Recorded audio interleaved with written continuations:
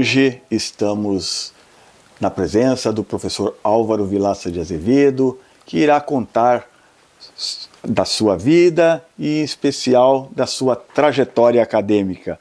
E, de modo muito especial, sua passagem como professor da Faculdade de Direito da USP, Faculdade do Largo São Francisco, e do período em que foi diretor da nossa escola.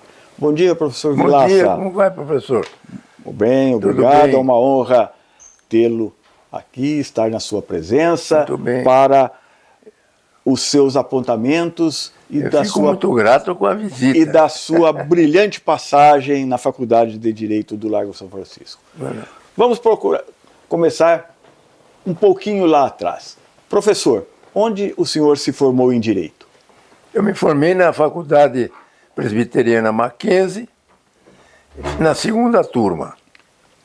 E eu vim de Bauru, com 15 anos, fiz o Rio Branco, e depois, na Faculdade de Direito Mackenzie, eu comecei a licionar a pedido do professor Manuel Augusto Vieira Neto. Licionei lá, eu já licionava antes no cursinho pré-jurídico João Mendes Júnior, que eu licionava latim, português, psicologia, lógica. Tinha um professor de inglês, de francês, era um preparatório para cursinhos. E naquela época, esse preparatório meu, João Mendes Júnior, teve um grande sucesso. Chegou até primeiro lugar no Largo de São Francisco.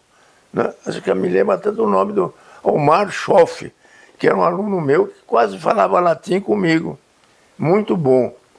E depois, a pedido do professor Manuel, eu fui para São Francisco, fiz o meu pós-graduação lá, 10 anos, aquele pós-graduação de especialidades em Direito Civil, 2 anos, Direito Processual Civil, Direito Tributário, e aí então depois eu fiz o meu doutoramento direto, que foi sobre o bem de família, em 1972. 1972, sua obra O Bem de Família, foi sua tese de doutorado? Foi. Essa tese praticamente era a ideia de que o bem de família era inútil na época, porque era só o voluntário. E o voluntário dependia do chefe de família, então, na época. Então eu criei a ideia de um bem de família legal, o Estado defendendo a família. E veio a Lei 8.009, de 1990, que acolheu praticamente a minha tese, que é o bem de família legal. Basta a pessoa residir no imóvel para que esse imóvel seja garantido impenhorável. Agora eu dizia o seguinte, qual é a família que tem imóvel? Um bem de família muito restrito, não tinha bem de família móvel. E eu defendi a ideia também dessa existência do bem de família móvel, que é acolhida pela Lei 8.009.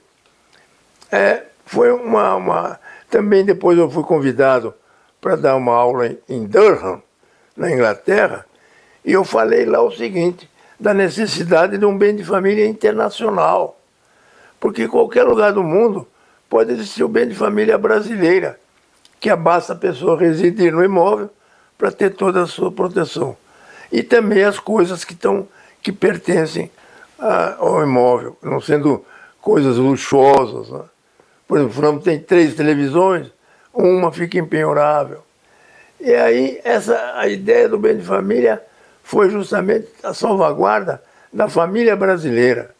Por exemplo, pode alugar o imóvel, ter um rendimento, pode ser títulos imobiliários, ações de companhia, desde que possa registrar em algum livro, por exemplo, no livro das ações nominativas, registrar o bem de família, porque ele serve para a família, a subsistência da família.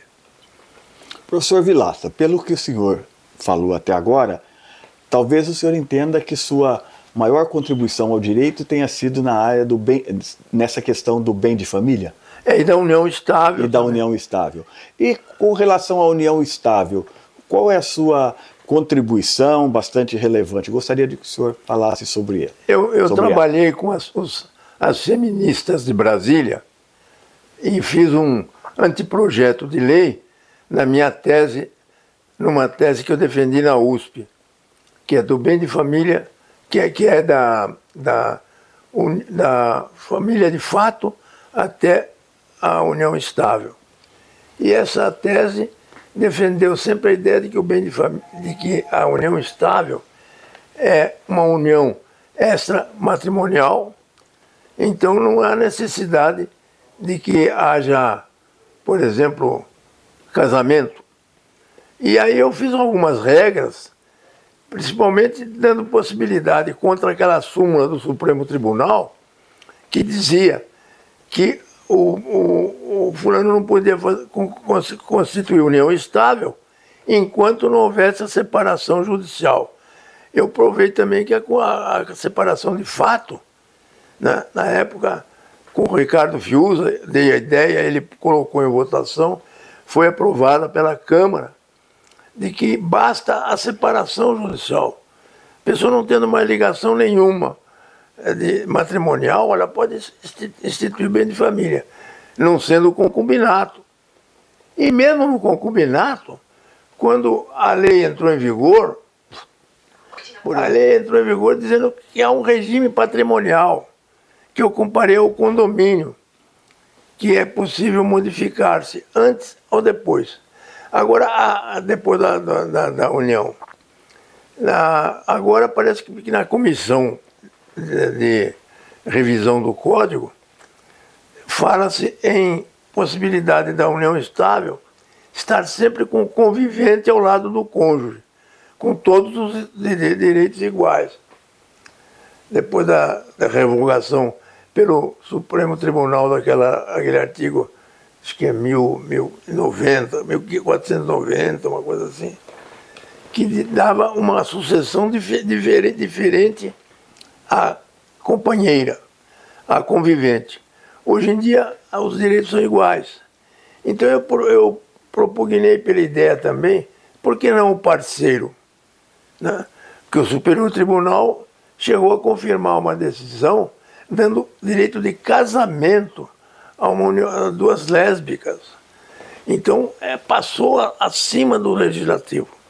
O Legislativo está muito prurido, muita coisa, não quer legislar sobre a matéria, e o tribunal tem que julgar o que acontece na vida. E hoje em dia é uma realidade a união no mesmo sexo. Tanto que a comissão nova de revisão do Código já fala que casamento é com a moda portuguesa, que o casamento é uma união de duas pessoas. Não fala mais em homem e mulher, admitindo aí. Mas eles têm a impressão que isso não vai passar no Congresso, porque é contra a ideia dos tradicionalistas. Então.